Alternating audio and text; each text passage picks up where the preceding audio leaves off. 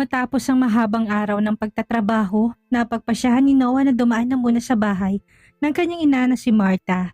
Ang maliit na bahay ay laging tila tahimik kahit pa madalas tong napupuno ng mga payo at pangungunsinti na hindi niya laging inaasahan.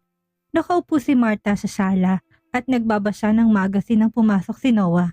Isang tingin pa lang sa anak ay kagad niya napansin na may mabigat itong dinadala. "Bakit gusot-gusot ang mukha mo?" Tanong niya habang sinasara ang magazine at nilapag yun sa mesa. Bumuntong hininga si Noah at umupo sa sofa sa tapat ng ina. "Pagod ako, ma." Hindi pagod sa trabaho, kundi pagod na sa ugali ni Rosario. Kumunot ang noo ni Martha. Sinusuri ang kahulugan ng mga sinabi ng anak. Ano na naman ang ginawa niya ngayon? Tinaas ni Noah ang kanyang paningin. Puno ng pagkadismaya ang mga mata. "Hindi niya na ako nire-respeto, ma. Alam kong kasunduan lang ang kasal na ito. Pero pakiramdam ko, para bang wala akong halaga. At ngayon, lumalapit pa siya sa ibang lalaki." Sumimangot si Martha. Malinaw na hindi natutuwa sa naririnig. "Ibang lalaki? Sino? May lakas ang loob siya na ipakitang niloloko ka niya?" "Benedict ang pangalan niya," mahinang sagot ni Noah. "Mukhang magkasundo sila. Kaninang gabi muntik ko na silang mahulin magkikiss ni Rosario." "Ma, hindi ko na alam kung anong gagawin ko." Mabigat na buntong hiningang pinakawala ni Martha. "Kung ganyan siya, bakit ka pa nagtsatsaga, Noah? Bakit hindi mo na lang siya iwanan? May trabaho ka na ngayon, napakaraming babae dyan. Hindi mo kailangan pilitin ng isang bagay na hindi na maitatama." "Pero paano si Connor?" Tanong ni Noah, baka sa paggalinlangan sa kanyang boses. "Hindi ko siya pwedeng iwan, ma. Kailangan niya ako." Tinitigan siya ni Martha na may pagmamahal, ngunit may halong tigas. "Oo, kailangan ka ni Connor, Noah. Pero dapat isipin mo rin ang sarili mo. Kung hindi ka pinapahalaga ni Rosario, bakit ka mananatili? Hindi ka kailanman magiging masaya sa ganitong paraan." Nanahimik si Noah. Pinagninilayan ng mga sinasabi ng ina. Bahagi ng sarili niyang nakakaunawa na may punto to. Ngunit hindi niya rin kayang isantabi ang katotohanan ng mahal niya pa rin si Rosario. Kahit na malamig ang trato nito sa kanya. "Kung umalis ako, baka kamuhian ako ni Connor," wakas niyang nasabi. Muling napabuntong hininga si Martha. Ngayon ay mas banayad ang tinig. "Hindi ka kamumuhian ni Connor, Noah. Bata pa siya para maintindihan ng lahat ngayon. Ngunit balang araw, maunawaan niya na ginawa mong lahat para sa ikakabutimot niya." Yumuko si Noah, mahigpit na pinagdikit ang mga kamay sa ibabaw ng kanyang tuhod.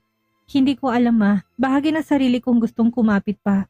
Subukang ibalik ang lahat sa dati, pero may bahagi rin gusto ng sumuko." Tumayo si Martha mula sa kinauupuan at lumapit kay Noah. Pinatong niyang kamay sa balikat ng anak, isang haplos na nagbibigay ng konting ginhawa. "Noah, makinig ka. Isa kang malakas na lalaki. Kung talagang mahal mo si Rosario, patunayan mong karapat-dapat ka sa kanya. Pero kung patuloy kanyang tinataboy, kung patuloy kanyang pinaparamdam na wala kang halaga, dapat mong malaman kung kailan ka dapat huminto.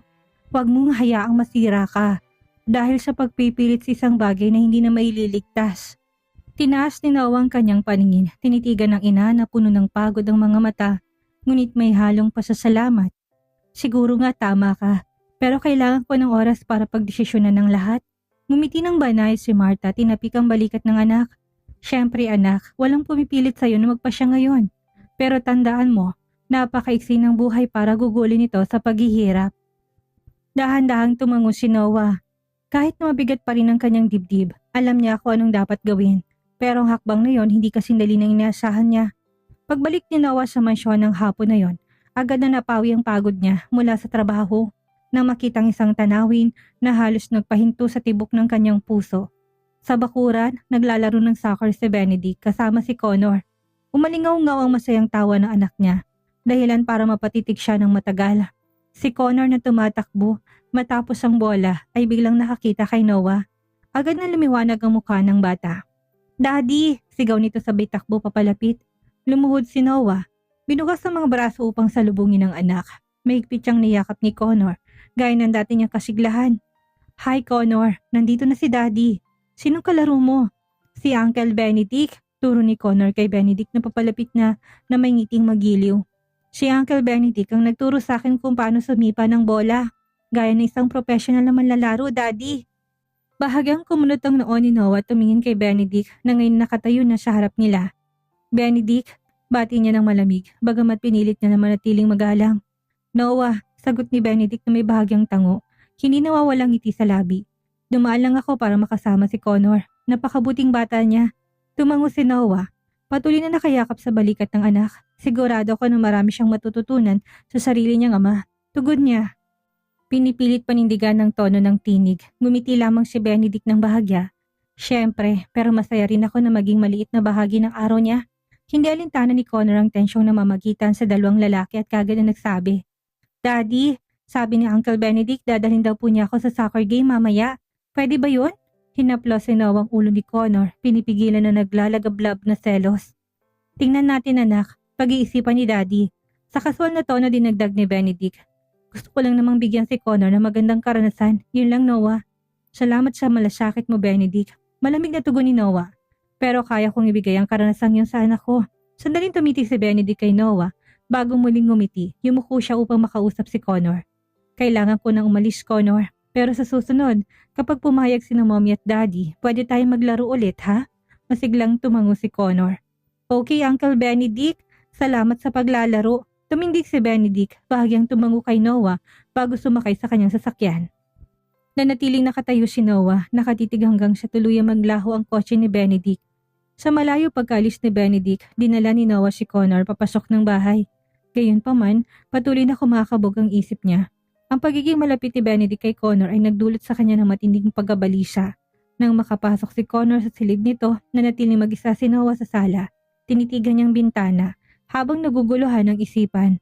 Naagawan ko na ba ng lugar ang sarili ko sa pamilyang ito? Mahina niyang bulong. Naalala niya mga panahon na siya lamang ang hinahanap ni Connor. Noong si Rosario tumitingin pa sa kanya na may pagmamahal. Hindi puot, ngunit tila napakalayo na ng lahat ng yun. Nang lumabas si Rosario sa sala, dalang ilang dokumento. Tumingala si Noah. Rosario, tawag niya. Huminto si Rosario, tinitigan siya ng walang emosyon. Bakit? Pinagdikit ni Noah ang mga kamay. Pilit kinakalap ang tapang. Gusto kong pag-usapan si Benedict. Napabuntong hininga si Rosario sa umupo sa sofa sa tapat niya. Ano na naman? Kung tukos sa pagtutulbo kay Benedict na makipaglaro kay Connor, wala nang dapat pag-usapan. Bisita lang siya na gustong pasayahin si Connor. Mahigpit na pinisil ni Noah ang kanyang mga kamay sa kandungan. Rosario, ako nga man ni Connor. Ako ang dapat na laging nasa tabi niya, hindi ang iba. At ikaw nga yun, tugon ni Rosario ng kalmado. Nandito ka pa rin Noah. Hindi naman kita pinagbabawalan na maging ama kay Connor. Pero pakiramdam ko, isa na lang akong tagalabas. Aminado ni Noah, lalo nagpalapit si Connor kay Benedict.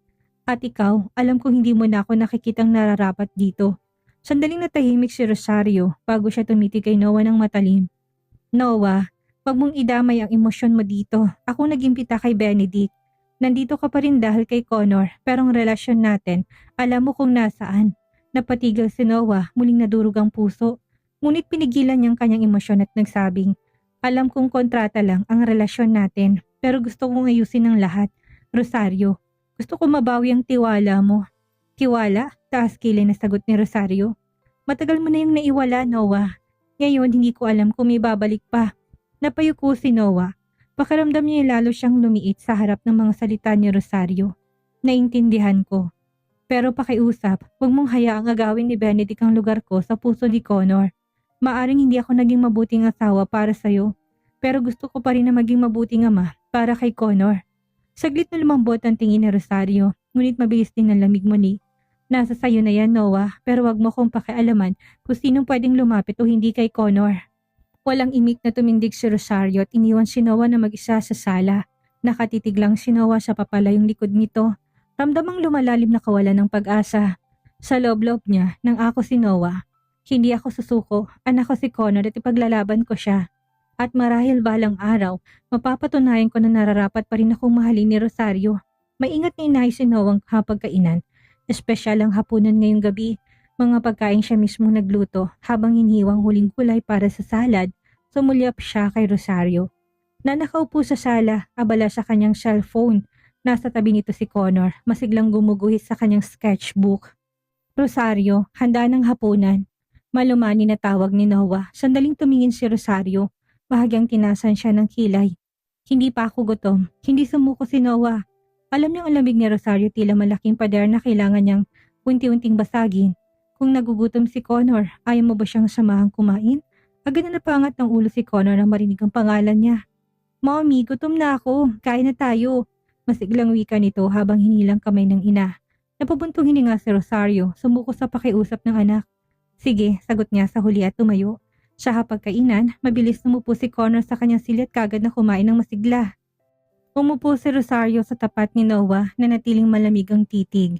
Si Noah naman bagamat kinakabahan. Sinubukan basagin ng katahimikan. Espesyal lang niluto ko ngayong gabi, aniya habang nilalagay ng konting pagkain sa plato si Rosario. Tikman mo, paborito mo to. Walang ekspresyon ng mukha ni Rosario. Kaya kong kumuha na mag-isa, ngunit bago pa siya makagalaw, biglang nagprotesta si Connor. Mommy, si Daddy na nagluto, kaya si Mommy dapat subuan. Dapat romantic, parang sa TV. Napatigal si Rosario habang natawa ng alanganin si Noah. Connor, hindi kailangan subuan si Mommy. Gusto ko, Daddy, suyuin mo si Mommy. Giit ni Connor, nakatingin sa kanila na puno ng pag-asa. Napabuntong hininga ng malalim si Rosario. Para na lang sa anak nagpasya siyang pagbigyan iyon kahit na nagugulong kanyang damdamin. Sige na, pero ngayon lang, sambit niya sa huli. Kumuha si Noah ng tinidor at tinusok ang maliit na piraso ng inihaw na manok saka nilapit sa bibig ni Rosario. Sige prinsesa, biro niya ng magaan. Sinusubukang gawing magaan ang sitwasyon. Tinitigan siya ni Rosario na may pagtataka, ngunit sa huli binuka rin ang bibig at tinanggap ang subo. Lumulang sa dila niyang init at sarap ng pagkain, bagay na bahagyang kinagulat niya. Kumusta? Tanong ni Noah, nakangiti ng totoo. Pwede na, mabilis sa sagot ni Rosario. Kahit na sa loob-loob niya nagustuhan niyang lasa. Masayang natawa si Connor, tuwang-tawa sa eksenang nasaksihan. Ang sweetie ng mommy at daddy. Gustong gusto ko yan, sigaw niya. Bago biglang tumalon mula sa silya. Aakyat ako sa kwarto para kunin ang laruan ko. Mabilis na tumakbo si Connor, iniwan ng dalawa sa hapagkainan. Tahimik ang paligid ngayon. Silang dalawa na lamang ang magkatapat. Ibinaba ni Noah ang tinidor at tinitigan si Rosario na may lambing. Salamat sa pagpapaubaya. Alam ko hindi madali para sa'yo. Pero masaya ako na pumayag kang subukan. Napasinghap si Rosario. Nakapamewang ang mga braso. Huwag kang umasa, Noah. Ginawa ko lang yon para kay Connor. Pero gusto kong gawin ito para sa atin. Mahina ngunit tapat na sagot ni Noah. Bigla nalilisik ang mga mata ni Rosario. Anong ibig mong sabihin? Hindi sumagot si Noah. Sa halip tumayo siya at lumapit kay Rosario. Naupo sa tabi nito, pilit umiiwas si Rosario, ngunit masyadong malapit si Noah.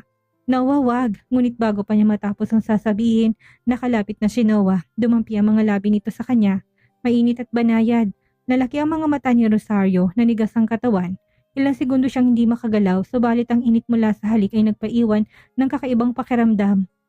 Na para bang huminto ang oras. Nang tuluyang kumala si Noah, nakita niya na natiling tulala si Rosario, nakadilat pa rin ang mga mata. Rosario, mahina niyang bulong. Mahal pa rin kita, palagi. Agad na tumayo si Rosario, namumulang mukha. Huwag mo nang ulitin yun, Noah, marinyang sabi bagamat may bahagyang panginginig ang tinig. Yumuko si Noah, ngunit hindi nagsisi. Patawad, Rosario, pero gusto kong malaman mong totoo kong nararamdaman. Walang anumang dagdag na salita, mabilis na lumisan si Rosario mula sa hapagkainan. Iniwan si Noah nakaupo pa rin. Nag-iisa't malalim ang iniisip.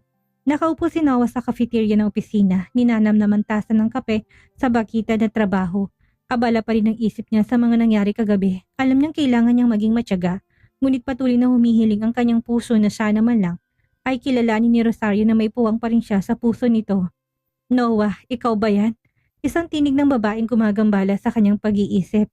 Napatingala siya at nakitang siyang babae na may mahabang buhok at masayahing muka na nakatayo sa harapan niya. Ilang segundo ba bago niya tuluyang makilala kung sino to? Leticia? Gulat ngunit masayang sambit ni Noah. Ang tagal na nating hindi nagkita, napatawa si Leticia habang hinihilang upuan sa harap niya. Oo nga, matagal na kung di tayo nagkita nung maliit na reunion sa kolehiyo, hindi ba? Dito ka ba nagtatrabaho ngayon? Tumango si Noah. Kakaumpisa ko pa lang noong nakaraang linggo. Kamusta ka na at, kamusta na kay ni Rosario? Narinig ko nagpakasal kayo. Totoo ba? Tanong nito, puno ng interes habang nakatingin kay Noah. Humugot ng malalim na buntong hininga si Noah at nilapag ang tasa ng kape sa mesa. Oo, nagpakasal kami pero, well, komplikado, Leti. Komplikado? Anong ibig mo sabihin? Ikaw na mismo magkwento, pilit ni Leticia, halatang sabik malaman. Nag-alinlangan si Noah sandali bago tuloy nagsalita ng tapat. Kontrata lang ang kasal namin. Para kay Connor, ang anak namin, si Rosario hanggang ngayon, hindi pa rin niya ako pinapatawad sa nagawa ko noon. Napakunot ang noon ni Leticia. Seryoso ka? Hindi ba't ginawa mo lahat yon para protektahan siya? Naalala ko pa nung kinuwento mo sa akin ang tungkol sa banta ng kaaway mo. Mahinang tumango si Noah. Oo, may dahilan ako nun, pero hindi ko rin may tatanggi na nasaktan ko siya. Ngayon sobrang lamig niya. Para bang wala na talaga siyang pakialam sa akin. Siya narinig malakas na tinapik ni Leticia ang maliit na mesa sa harap nila. Dahilan para mapapitlag si Noah. Sobra naman siya, Noah. Naintindihan ko na saktan siya. Pero dapat naintindihan din niya kung bakit mo ginawang lahat ng yon. Hindi ka nararapat na tatuhin ng ganyan? Leticia, hindi ko siya mapipilit na patawarin ako. Karapatan niya yon, mahinang tugon ni Noah, pero may karapatan ka rin, Noah. Singit kagad ni Leticia, mariinang tono. May karapatan kang igalang, huwag mong hayaang patuloy na yurakan ang pagkatao mo. Pinagsikapan mong bumangon, hindi ba? Huwag kang maging mahina. Bahagyang ngumiti si Noah, ngunit bakas ang pagod sa kanyang ngiti. Hindi ko na alam ang gagawin, Leticia. Ang gusto ko lang, maging masaya si Connor, yun lang. Napairap si Leticia. Grabe ka, Noah, mabait ka pero kailangan mo ring maging matatag. Kung patuloy na ganyan si Rosario, hindi niya kailanman mapapansin na kailangan ka rin niya. Tumingin si Noah sa kaibigan. Nagpapasalamat sa malasakit nito kahit na alam niyang hindi ganun kasimple ang sitwasyon. Salamat sa payo, Letty. Alam ko nagmamalasakit ka. Pero kailangan kong dahan-dahanin to. Napubuntong hininga si Leticia. Tila sumusuko sa pakikipagtalo. Sige, Noah, pero tandaan mo, kung kailangan mo na makakausap, nandito lang ako palagi. Tumango si Noah. Salamat, Letty. Isa kang tunay na kaibigan. Nagpatuloy silang mag-usap habang umiinom ng kape, ngunit nanatiling umalingaw-ngaw sa isipan ni Noah ang mga sinabi ni Leticia. Marahil panahon na para tigilan niyang tanggapin na lang ang malamig na pakikitungo ni Rosario nang hindi lumalaban.